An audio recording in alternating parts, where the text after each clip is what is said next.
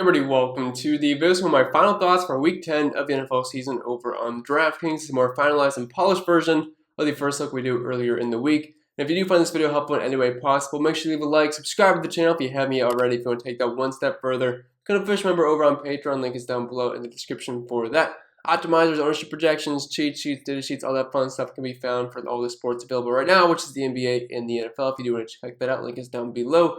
And last but not least, this video is sponsored by PrizePicks. I'm sure most of you know this by now, but if you don't, it's daily fantasy sports simplified. Just you versus the projections. There's no sharks, 150 max contests, or salary cap restrictions, or anything like that. Just you versus the props they offer each and every single day. And as of right now, if you're new signing over on PrizePicks, you can get a free money bonus. This deposit match up to $100 when you use code CPEN and tell them I sent you. I think it'll be up for the plugs for the most part, so without further ado, let's dive into today's video. And as always, we'll start with the quarterback position, and like I typically say, we have some good options, whether it be up top or right in the middle or down low this weekend. We'll start up top with the most expensive quarterback we're going to talk about. Not the most expensive quarterback on the slate, that would be Kyler Murray, but we have Josh Allen here, $7,900 and a nice bounce back spot versus the New York Jets, although I thought he was going to have a fantastic game last week versus Jacksonville Jaguars. It was a smash spot. They were dead last, 32nd DV versus the pass. Their defense is just really not that great. And the Bills completely laid an egg. They lost that game, what was it, 6-9 final score. Definitely did not see that coming with a 30-some point implied team total, but kind of a similar situation this week where they're facing a very bad defense, not a very good team whatsoever. They're a very big favorite, high implied team total. I think it's sitting at 30 points this weekend, 12.5 point favorites on the road in New York. I mean, it's a great spot versus the Jets. They have been worse versus the run than they have versus the pass this year, but teams are just getting big leads on them, so they typically run the ball, which they just struggle to stop the run so far. But either way, Josh Allen is in a fantastic spot. Once again, his matchups the past month or so now have just been insanely soft, and for the most part, he's taken advantage of them, although last week it's definitely left a bad taste in your mouth, but I'll probably lower his ownership to a degree because people don't want to go right back to him, which I'm perfectly fine going right back to Josh Allen. I personally played Lamar in cash last weekend, but I would not have faulted you for playing Josh Allen because, hey, it was a fantastic spot, and I would not fault you again for wanting to play him. He's a little bit cheaper this time around, and the Jets defense is just something that you really shouldn't be that scared about. They're 30th DVA versus the pass, despite being 11th in terms of fantasy points per game allowed to the quarterback position. But like I said, teams get leads on these guys, so they typically run the ball, but Josh Allen can run the ball as well, which gives him a nice floor, around 40 rushing yards per game, which is kind of a built-in passing touchdown floor once you equate that to 4 fantasy points. So yeah, it's really hard to like Josh Allen here. They throw the ball a ton, around 40 times per game. They don't really have much of a run game. He is kind of the run game. Yes, Zach Moss and Devin Singletary kind of get mixed in around there. Zach Moss is dealing with an injury. Either way, I like Josh Allen a lot. He's a little bit expensive, but I think he's definitely a fine option. Tom Brady, $7,600. If Chris Godwin and Antonio Brown and I guess Rob Gronkowski are all out, that definitely makes me like Tom Brady a little bit less. Although, as of right now, they're all kind of questionable. It sounds like Chris Godwin is going to practice today. I've not seen the practice report yet, recording this very early in the morning, so not sure what the outcome of that is going to be. If Chris Godwin is out, Antonio Brown is out, Rob Gronkowski is out, does make me like Tom Brady just a little bit less because we really only have Mike Evans get the ball to and Tyler Johnson. Yes, O.J. Howard, a couple other guys will get sprinkled in, but it does limit the scene a little bit. But it's a great matchup versus the Washington football team. We have one of the highest implied team totals on the slate here of 30 points or 9-point favorites. And Washington has been terrible versus the pass this year, allowing the most points per game to the quarterback position, 31st DVA versus the pass, 300 passing yards and 2.5 passing touchdowns per game. And Tom Brady playing like an MVP this season. We know the Buccaneers will throw the ball around 40 times per game this year, 330 passing yards, over 3 passing touchdowns. Unless there's a ton of injuries for the Bucs wide receivers, I really don't see a reason why you wouldn't like Tom Brady in this spot. And you can always run it back with a guy like Terry McLaurin if you want to do a full-on game stack here. Justin Herbert, $7,300. This should be a pretty high-scoring game. Chargers versus Minnesota. Actually looking forward to watching this one. It starts at 4 p.m. So if you want some late evening hammers, this game does feature a 53.5 point over-under with only a 3.5 point spread. So it should be pretty back and forth for the most part. And there's lots of good plays here. Just from the Chargers, you have Justin Herbert, Austin Eckler, Jared Cook, Keenan Allen, Mike Williams. Over in the Vikings, you got Kirk Cousins isn't that exciting, but then you have Dalvin Cook, Tyler Conklin, Justin Jefferson, Adam Thielen.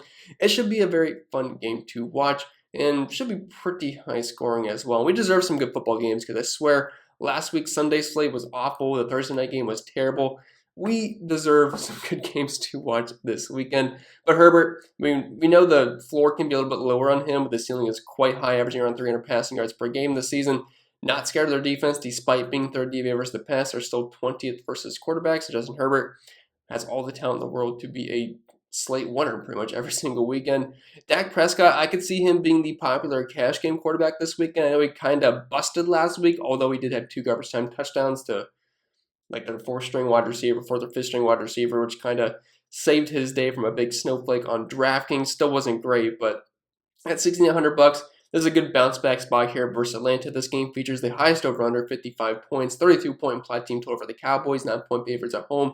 They currently have the highest implied team total on the slate. And these guys are not that expensive. Like Dak Prescott, Zeke Elliott, Amari Cooper, CeeDee Lamb's a little bit pricey. But for the most part, this is a very easy stack to have. And I think this game can definitely pop off. 2 not very good defenses. Atlanta is currently 28th DVA versus the pass and 24th versus quarterbacks this year, not allowing a ton of passing yards. But I think Dak Prescott and the Dallas Cowboys would definitely bounce back in a very strong way this week. And hard not to like him. He's below $7,000. He fits in nicely. He's currently my highest point per dollar quarterback in the entire slate projected. So he's just kind of popping up in optimals quite a bit alongside some of his teammates. And I think it totally makes sense with that high implied team total.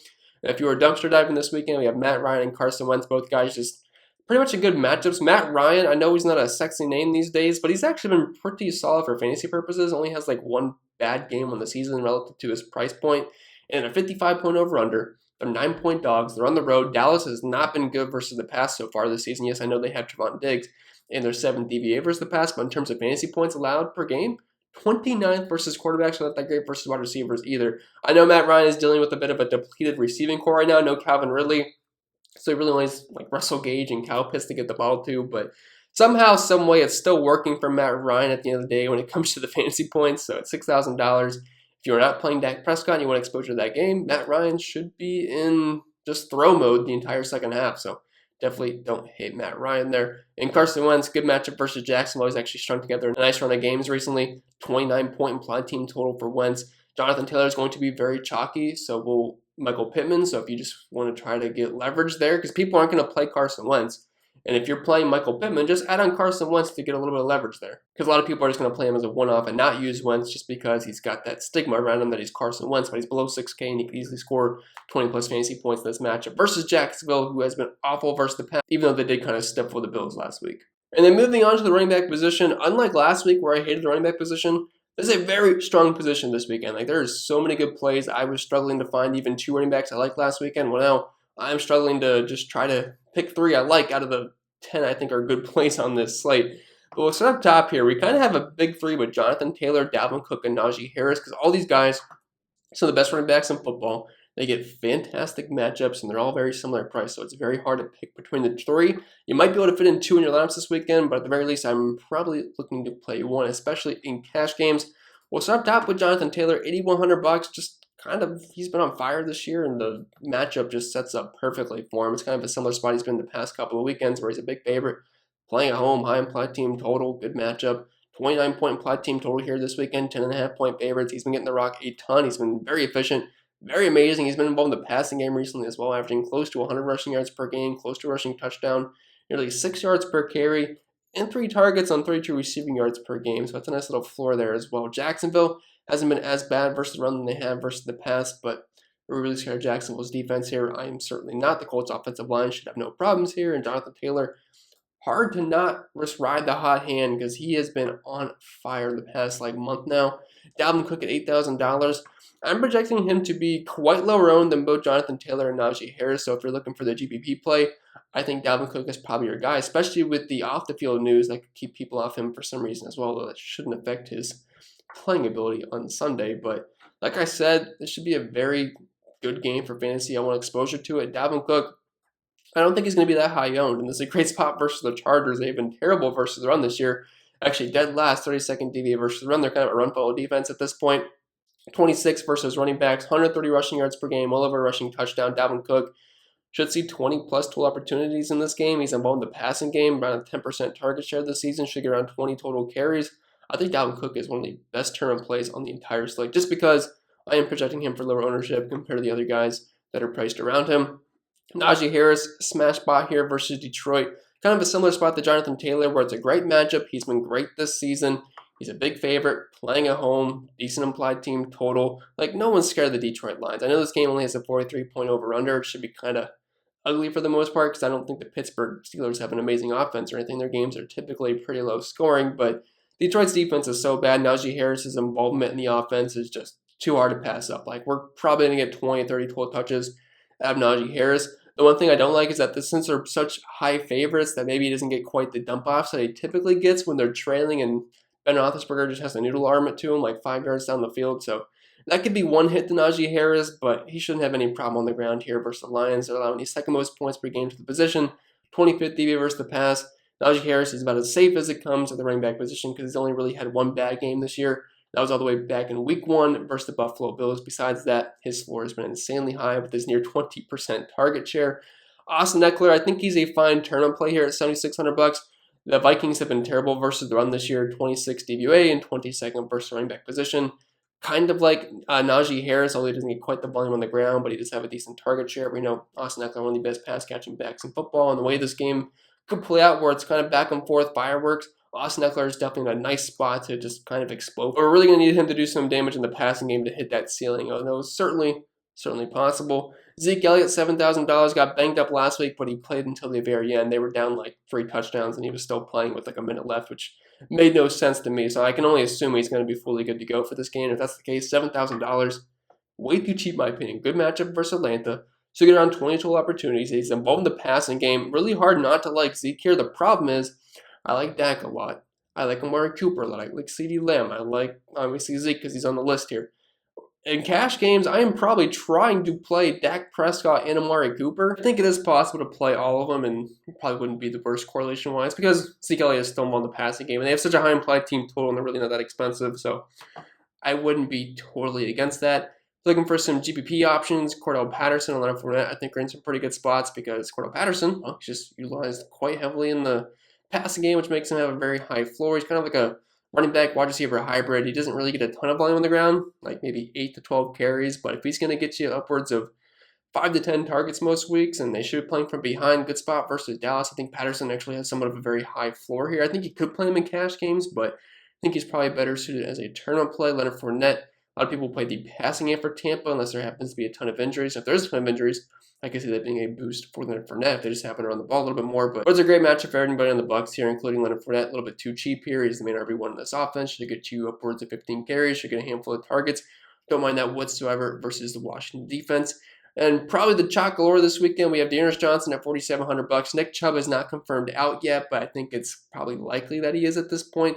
He is vaccinated, so I guess he can still test negative. I think twice in 24 hours is the rule. So I guess we'll just have to wait on news for that. But Kareem Hunt's still on the IR. Demetric Felton also on the COVID list. So Dearness Johnson is the only running back on the team right now because Joshua Kelly actually got hit with it as well. So he is going to get a full complement of work, and I know he is not as good as Nick Chubb or Kareem Hunt, but when he gets opportunities and on a good offensive line like this, and what is a pretty efficient offense at times, it's hard not to like the RB1 for this offense. And we saw it versus the Denver Broncos where he was the main RB. There was Demetric Felton, but Dearness Johnson got all the work. He had a fantastic game, like 140 rushing yards, absolutely killed it. Had a great fantasy game. I know the New England defense is actually pretty solid, but versus run this year, they kind of spent mid-pack, 17th DVA versus the run, and 18th in terms of fantasy points allowed per game to the position. So $4,700 for the RB1 behind a good offensive line. Really hard to like Dearness Johnson. I expect him to be probably the highest owned player on the slate, assuming Nick Chubb happens to be out. And then moving on to the wide receiver position, I try to keep this as simple as possible. It really just depends on what quarterback you're playing for the most part. Unless you're playing cash games, obviously